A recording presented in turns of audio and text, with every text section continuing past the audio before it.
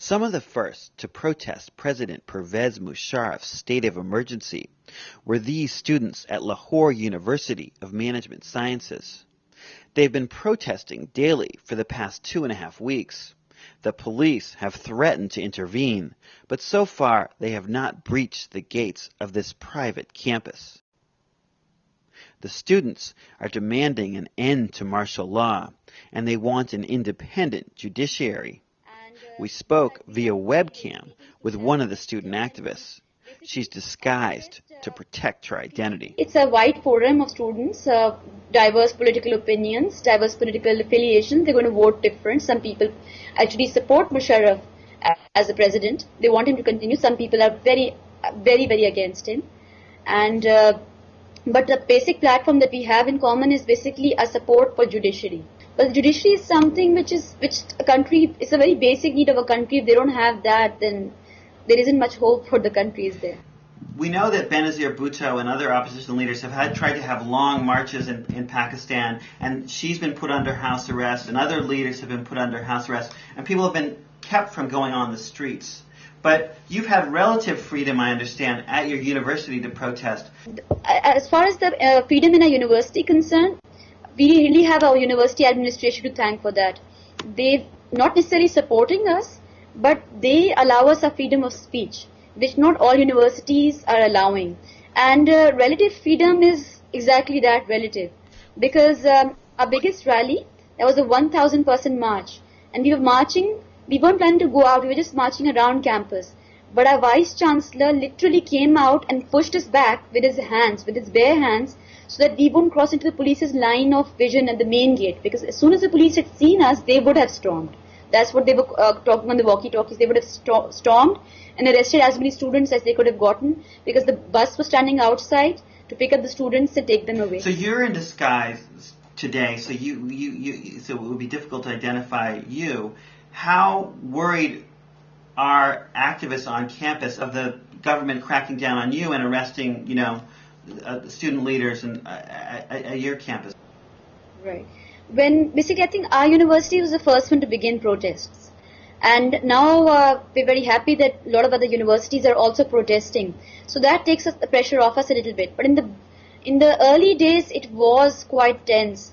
I remember I used to lock my door at night when I was sleeping, because there were so many rumors. You see, in this kind of situation, there's so many rumors also flying around. We had heard, it's true that the intelligence agencies had been snooping around. We had heard from inside sources that a number of students were being investigated, and there were then rumors about arrest warrants being issued and people coming and demanding students from the administration. These are unconfirmed rumors, but we do know that we're happy in the sense that we don't have a clear leadership structure. It keeps rotating.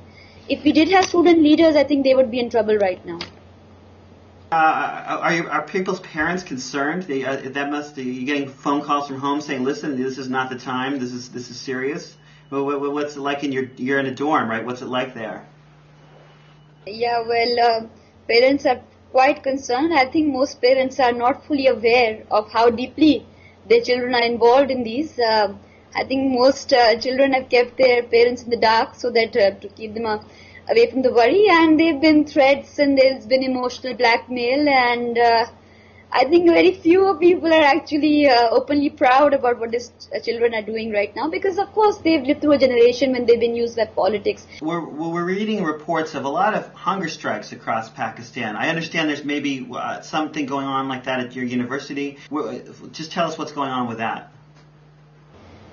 The particular reason that we undertook hunger strike at our university, there's very localized reasons. We had exams during that week, final exams, and getting together big rallies was going to be unlikely, but people looked to us to be the symbol of resistance. We were the initiators, and we decided to have a hunger strike camp, and you probably see the videos and the photos.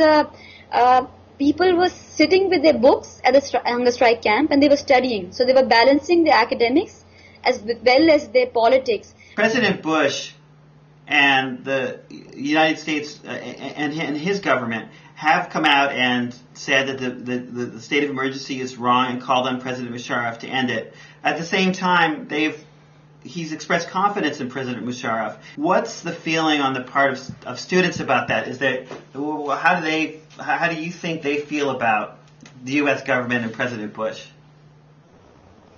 Well, to be very, very honest, we study political science here and international relations and history, and even the dealings with the Middle East. And we've seen that as far as supporting democracy goes, I think it's not really a steady policy.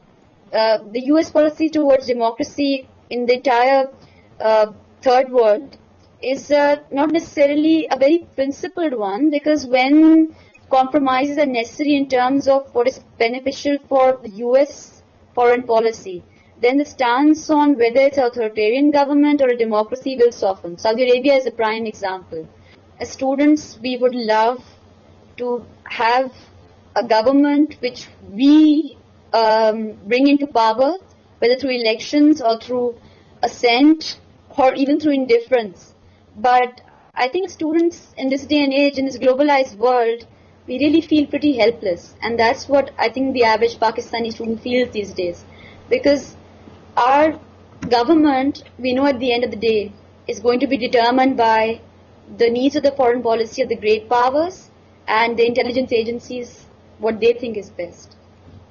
And we would love if there was no interference, but that would be an ideal world, wouldn't it be?